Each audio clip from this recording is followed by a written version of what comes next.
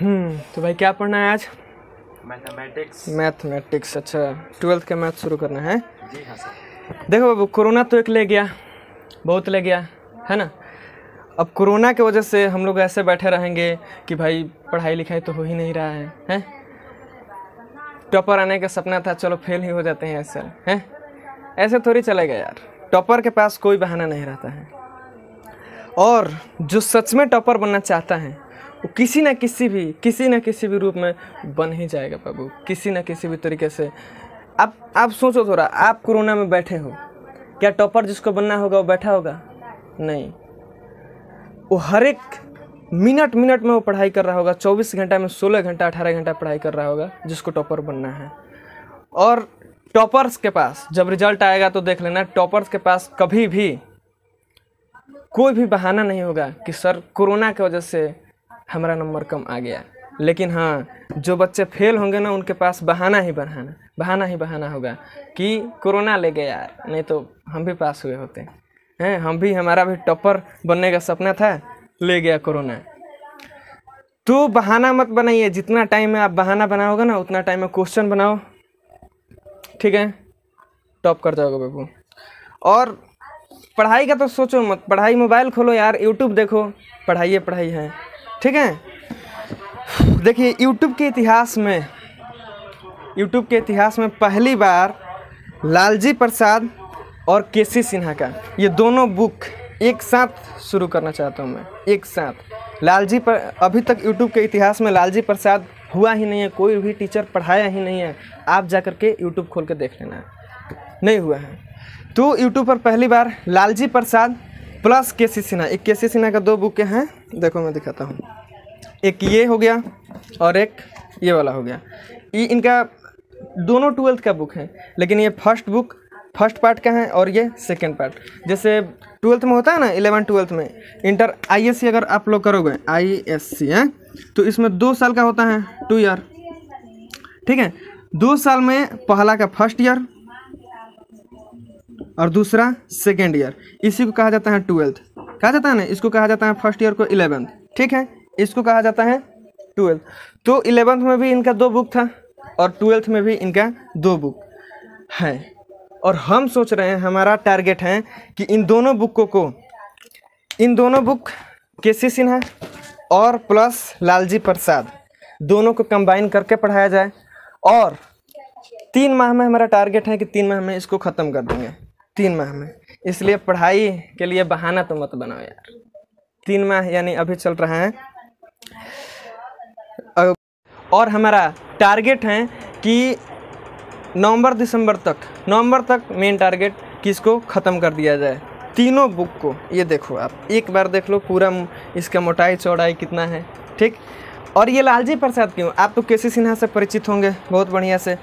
लालजी प्रसाद से बहुत बच्चे ऐसे हैं जो नहीं जानते होंगे, तो मैं उनके लिए थोड़ा पंखा बंद करो बाबू, नहीं सुनाई दे रहा होगा।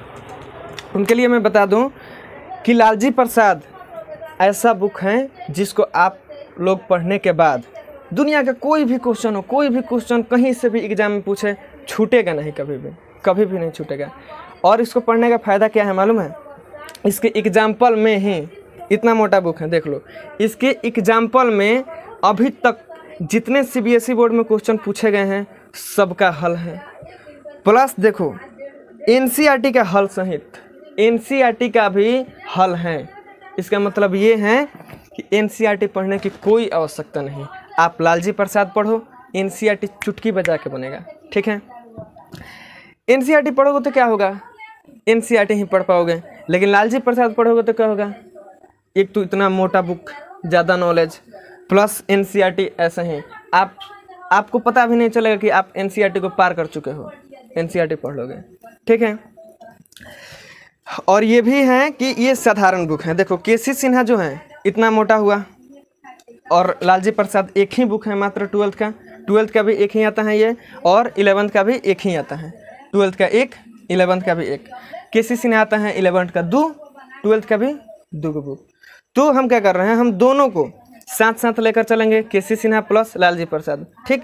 आप भी दोनों बुक लाइए खरीद के, केसी सिन्हा प्लस लालजी प्रसाद। और NCERT से रिवीजन कर देंगे। ठीक है, आज शुरू कर रहा हूँ तो पहले मैं चैप्टर की ज्ञान दे दूँ आपको। चैप्टर कितनी है, इसमें कितना पढ़ना है, इसमें कितना पढ़ना है। ठीक है, चैप्टर के बारे में बता दूँ और इसमें 6 यूनिट होते हैं, उन सभी के बारे में बता दूँ। उसके बाद आज से या कल से शुरू होगा ये चैप्टर इसका। ठीक है, कल से क्लास शुरू होगा। देखिए, मैं चैप्टर के बारे में थोड़ा सा बता दूं। चैप्टर है इसमें करीब 13, इसमें चैप्टर हैं करीब 13, और ये जो है ये इन दोनों में मिला के बहुत ज़्यादा चैप्टर्स हो जाते हैं। लेकिन इसमें मालूम है ये जो चैप्टर हैं, जैसे एक सेकंड में एग्जांपल देख बता रहा हूँ। जैसे मालूम मैट्रिक्स है, ठीक है, इस मैट्रिक्स का केसेस लालजी प्रसाद में एक चैप्टर है सिर्फ मैट्रिक्स। इसी में आता है आपका adjoint matrix, ad matrix, multiply, ये सब मैट्रिक्स। ठीक है, लेकिन ये जो है आप सिर्फ मोबाइल खोल के बैठ जाना, हम रोज़ आएंगे पढ़ाने। वो एक सुने हो ना, ऐसे है कि 1-2 लाइन है ऐसे कि माना कि शहर है हमारे अंधेरों का शहर, अंधेरों का शहर। अच्छा, माना कि शहर है हमारा अंधेरों का शहर, हम चांद आंगन में बुला लेंगे, तुम आओ तो सही।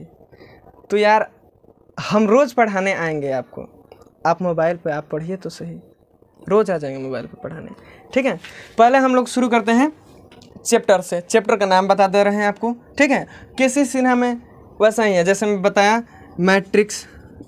ठीक है, मैं लालजी प्रसाद में एक चैप्टर है मैट्रिक्स, इसी में सब हैं आपके, और केसी सिन्हा में अलग अलग हैं, एडजॉइंट अलग हैं, इन्वर्स अलग हैं ऐसे, लेकिन इसमें एक ही है।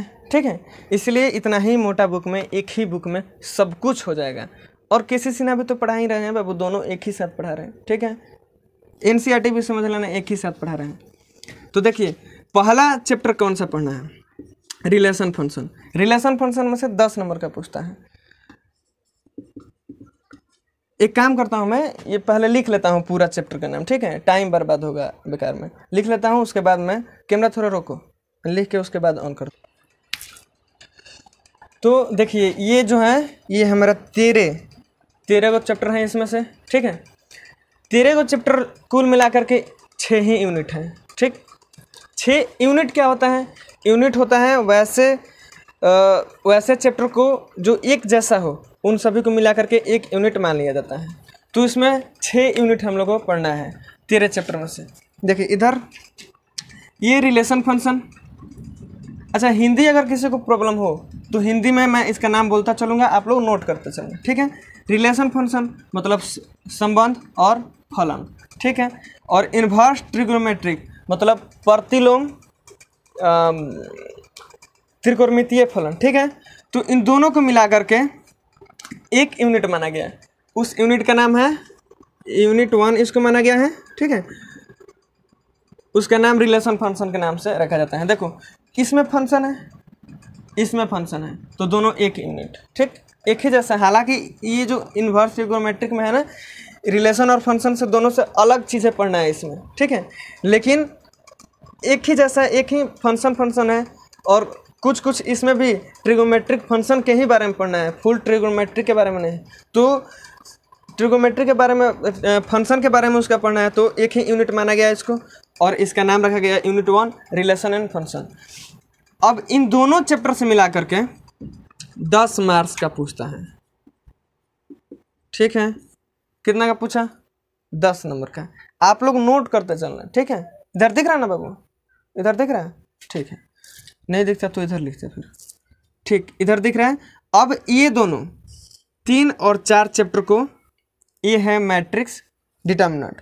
मैट्रिक्स को हिंदी में आव्यूह और डिटर्मिनेंट को हिंदी में सारणिक कहा जाता है। सारणिक। ठीक, सारणिक। इन दोनों को मिलाकर के यूनिट 1 माना गया है। ठीक, बना दिया गया। इसका ये हो गया यूनिट 1, ये हो गया यूनिट 2। ठीक है, इन दोनों को मिलाकर के यहाँ से ये बहुत इंपॉर्टेंट है 12th के लिए, मतलब इतना इंपॉर्टेंट है कि क्या बताएं। समझ में आ रहा है बाबू आपको? ठीक है, इन दोनों में को मिला करके करीब 12 नंबर का पूछता है, और 12 नंबर कम होता है क्या? 12 मार्क्स का पूछेगा, ठीक है। 12 नंबर का पूछ दिया, इसमें से हो गया कितना अभी? 22। और देखो ये जो डबल वाला प्रवृत्ति है ना, अभी बिहार बोर्ड में कैसा कर दिया है, डबल क्वेश्चन सीधे 50 को ऑब्जेक्टिव बनाना है, आपको दे रहा है सबको ऑब्जेक्टिव, यानी 50% ऑफ है, 50% ऑफर यानी डबल क्वेश्चन। तो अब बोलो इसमें से कितना नंबर का पूछेगा? इसमें से पूछेगा 24 नंबर का। समझ गए कितना वेटेज रखता है? और इतना आसान चैप्टर है ना, इतना आसान, क्या बताएं, छोटा छोटा बच्चा भी बनने लगा। आपको सिर्फ और सिर्फ देख लेना है, बस ये जादू है, मैं सिखाऊंगा कैसे जादू है, ठीक है। अब देखो, हाँ ये मेन टॉपिक आ गया, ठीक। इसको और यहाँ तक कितना चैप्टर हुआ? 1 2 3 4 5 चैप्टर, ठीक। इसको कहा जाता है यूनिट 3 कैलकुलस, ठीक है। क्या चीज़ हो गया? कैलकुलस। अब इस कैलकुलस से 40 नंबर का, 44 नंबर का पूछता है, ठीक है। देखो कैलकुलस से अभी तक पूछा गया है सबसे ज़्यादा, मतलब 40 नंबर का ही पूछता है हर साल, ठीक है। कभी कभी 44 नंबर भी पूछा है, ठीक। तो अगर हम लोग 40 नंबर भी मान लें, 40 मार्क्स, अभी हो गया है कितना? डबल, यानी 80 मार्क्स का सिर्फ इसमें से पूछेगा। अगर आपका ये वाला 5 चैप्टर कंप्लीट हो जाए तो आप 80 मार्क्स के लिए तैयार हो जाओगे। 80 मार्क्स कम नहीं होता है, ठीक। अच्छा हिंदी लिखना है, हिंदी में बोल देता हूँ। देखो कंटिन्यूटी एंड डिफरेंशियबिलिटी, हिंदी हुआ सांतत्य और अवकलज, ठीक है। अवकल नहीं आता। ये देखो एप्लीकेशन ऑफ डेरिवेटिव जो दिया है ना, ये यहाँ होना चाहिए। इसके बाद डिफरेंशिएशन को डेरिवेटिव कहा जाता है। देखो इंटीग्रल पढ़ेंगे, उसके बाद इसका अनुप्रयोग पढ़ेंगे एप्लीकेशन ऑफ इंटीग्रल में। पहले इंटीग्रल चैप्टर, ठीक, उसके बाद एप्लीकेशन ऑफ इंटीग्रल। उसी तरह उसके बाद डिफरेंशिएशन पढ़ेंगे, तो डिफरेंशिएशन के बाद ना आना चाहिए एप्लीकेशन ऑफ डेरिवेटिव, तो ये इसके बाद आना चाहिए। लेकिन वैसे मुझे जो एक लाइन से अच्छा लगेगा, ठीक है, जो आपको लाइन बाय लाइन समझाता चला जाएगा जिस तरीके से चैप्टर में, उस तरीके से आपको पढ़ाऊंगा, ठीक है। ये नहीं कि पहले ये पढ़ा दिए बाद में ये पढ़ाएं, नहीं, पहले ये पढ़ाना है फिर बाद में ये। और इसके डेरिवेटिव के उल्टा होता है इसमें इंटीग्रल में, इंटीग्रेशन में, ठीक है। तो डेरिवेशन के डिफरेंशिएशन के उल्टा होता है इंटीग्रेशन में। तो पहले ये पढ़ेंगे हम लोग, ये, ठीक है। ये देखो पहले 9 नंबर वाला चैप्टर, ठीक, उसके बाद 6 नंबर वाला, उसके बाद ये पढ़ेंगे, तब ये पढ़ेंगे। आया समझ में ना? इसी के उल्टा होता है ये इंटीग्रेशन। कुछ नहीं है। आप लोग को लग रहा होगा कि यूनिट जो कैलकुलस है, कैलकुलस बहुत सारे टीचर भी यही कहते हैं कि कैलकुलस हार्ड है, लेकिन इतना आसान है ना, मैथ में इससे आसान कुछ है ही नहीं, कुछ भी नहीं है। जो स्टूडेंट को पहले ही भरमा दिया जाता है कि बहुत हार्ड है कैलकुलस के लिए अलग से पैसे दो, ये वो दिस टेस्ट, बहुत सारे शहरों में ऐसे होता है। लेकिन यूट्यूब पर आ गया हो ना, सब फ्री में। यूट्यूब पर पैसा देना पड़ता है क्या? कहीं भी कोचिंग में जाकर कैलकुलस के लिए अलग से फी मत देना यार, ठीक। सब कुछ पढ़ाऊँगा, सब कुछ टोटल। कौन कौन सा बुक? लालजी प्रसाद, केसी सिन्हा और एनसीईआरटी तो सोहबलिया है, हो ही जाएगा। लालजी प्रसाद पढ़ लोगे बाबू, एनसीईआरटी तो हो ही जाएगा ना। इसमें एनसीईआरटी का देखो क्या लिखा है, वस्तुनिष्ठ प्रश्न यानी ऑब्जेक्टिव, एनसीईआरटी हल सहित। लालजी प्रसाद पढ़ लिए तो एनसीईआरटी नहीं होगा? हो जाएगा। जिस बच्चे का सपना होगा, शौक होगा कि एनसीईआरटी ही पढ़ेंगे, तो लालजी प्रसाद कर लो, उसके बाद हलवा जैसा लगेगा एनसीईआरटी, ऐसे बना लेना, ठीक है। हिंदी है। अब देखो ये इसको माना गया एक यूनिट, कितना हुआ? 3 हुआ ना, तो इसको यूनिट 4 है। कितना नंबर का पूछेगा इसमें से? ज़्यादा नहीं, मतलब ज़्यादा, ये भी तो ज़्यादा है, 18 नंबर का पूछेगा अगर यूनिट वेक्टर से। वेक्टर में वेक्टर और 3D, तो इसमें से 18 नंबर का पूछेगा, 18 मार्क्स का है। देखो वेक्टर और 3D दोनों में 3D, अच्छा हाँ 3D ये रहा है, तो इसको नाम दिया गया unit 4 vector and 3D। 3D पर है और 3D क्या होता है देखो मैं एग्जांपल में बता दूँ।